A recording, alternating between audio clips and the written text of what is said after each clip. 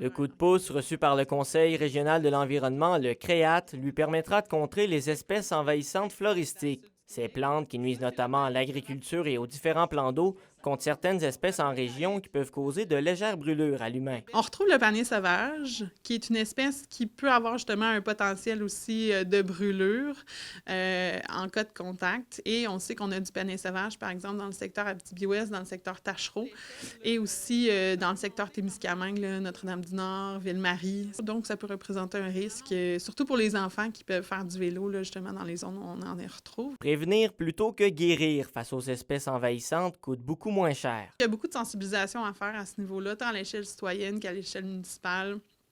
De dire, ben, il y a peut-être du fauchage qui peut être fait pour éviter leur propagation. Pour l'instant, on n'a pas une technologie très efficace pour supprimer les espèces quand elles sont arrivées. Donc, on travaille beaucoup en prévention et heureusement, on a encore beaucoup de prévention à faire. C'est-à-dire qu'on n'a pas encore beaucoup d'espèces exotiques en région.